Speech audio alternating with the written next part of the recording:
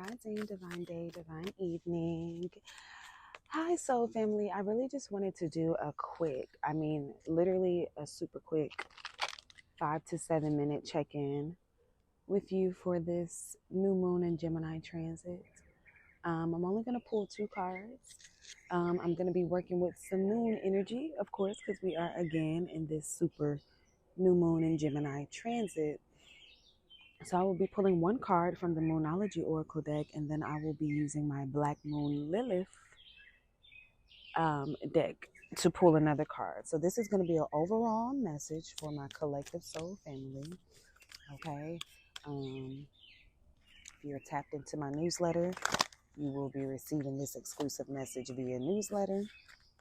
But I may also upload it for my soul family on YouTube. We'll see. But let's go ahead and get into it really quick, shall we? Great spirits, divine, loving consciousness. What is the collective message for this Gemini new moon? I just heard for this pivot, into the second half of 2026. And the card that popped out for us collective is the blue moon card, saying believe in the impossible. Absolutely. Honestly, y'all, I sent out a couple of newsletters this weekend because I could feel the energy collectively and, of course, individually. And this card resonates with that energy that I was feeling. This Gemini new moon is bringing new ideas, new initiatives, and new identities. And not even so much bringing as much as allowing us to remember, nudging us to reclaim and recover. And I feel like this believe in the impossible message, it also honestly goes with, I've been in the midst of doing this program, y'all, called the Quantum Wilderness. And we've been using different scriptures from the Bible and working them in different ways as far as prosperity and quantum healing, etc. Excuse me. So not to bore you, but with this believe in the possible, it reminded me of, I believe it's Romans 4:17, where it talks about God bringing things out of darkness into light, essentially from your mind, your womb, your dreams, your passions, your desire into manifestation, into light. And so, y'all, my little kid, he's trying to figure out how he's about to jump on me, and he isn't.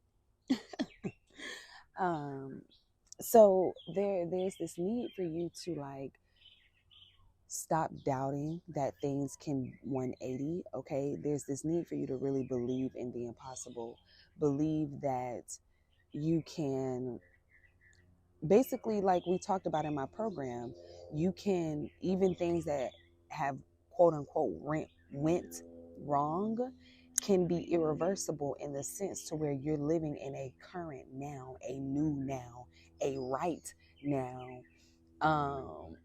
And Spirit is really wanting us to focus and hone in on that. Stop thinking about the old mistakes, the old failures, the old identities, and to really put our heart and energy into a space, an understanding of believing in the impossible. Is really giving, letting go of imposter syndrome. It's giving taking major steps and major leaps towards your faith, towards your ideas, towards your concepts, towards your investments, and believing that you're worthy. Okay, is what I just heard. That's for somebody. Believing that you're worthy of all the things that you desire. Believe that you're worthy of living the life of your dreams, believing that you're worthy of having the man or woman of your dreams, believing that you're worthy of making as much money as you desire. Okay, this season, this transition is heavily about embracing our identities of worth to live a full, but also childlike life, in the sense to where it's always fun, it's always keeping us grounded in a playful sense, like reminding us not to take things too serious, reminding us not to lose sight of the passions and the heartfelt things that we want to do. Okay. For the next card, they want to pop out, to clarify this believe in the impossible. What is more of the archetypal energy that we may be working with, witnessing, or manifesting during this Gemini new moon transit, spirit? One card for the collective, please. Remember, this is a collective message. Take what resonates, leave what does not. Thank you. Look, y'all think I'm playing. Literally, the Phoenix popped out. Number 17, death and rebirth. What did I say? This transit is bringing you and really, really wanting you to completely like integrate and embody and elevate and walk in your truest identities. And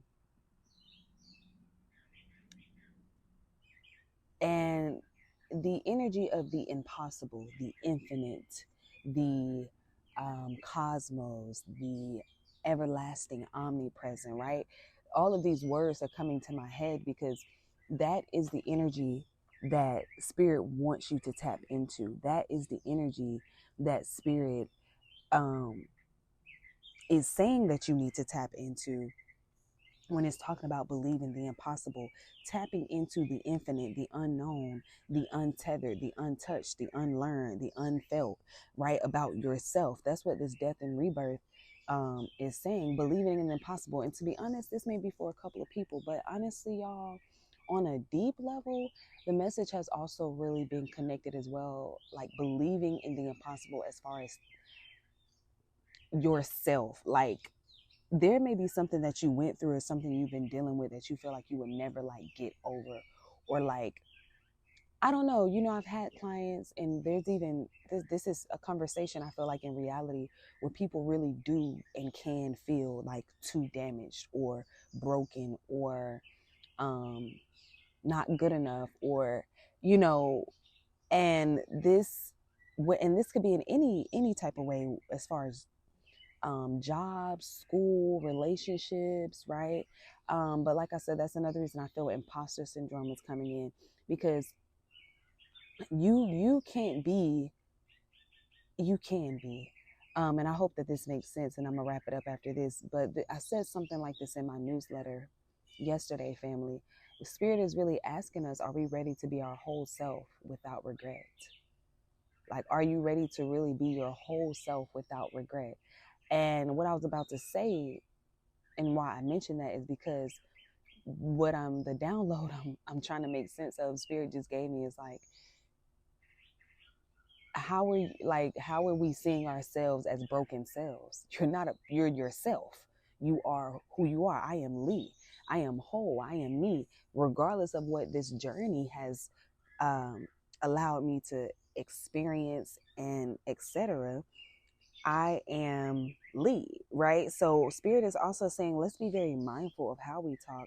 Let's be very mindful of what we are choosing to manifest, perpetuate, and be, by really living in these worlds internally and externally about false versions of ourselves. Oh, I'm not disciplined enough. Oh, I'm not smart enough. I'm not sexy enough. I'm not creative enough. I'm not anointed enough. I'm not saved enough. Whatever, right?